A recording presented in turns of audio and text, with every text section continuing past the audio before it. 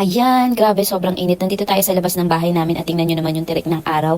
Sobrang init, para kang binibilad. So, kaya kailangan natin na gumawa ng paraan para maibsan yung init ng ating mga fur babies. So, ako ginagawa ko is yung electric fan nila is instead of number 1 lang before, ngayon is number 3 talaga. And minimake sure ko na talagang lahat sila ay kailangan na tatapatan or nahanginan ng electric fan.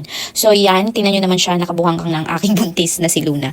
So kailangan, ang ginagawa ko rin is yung kanilang water. Lagi ko yung pinapalitan or kailangan ginlalagyan ko rin sila ng yelo kapag ganitong panahon.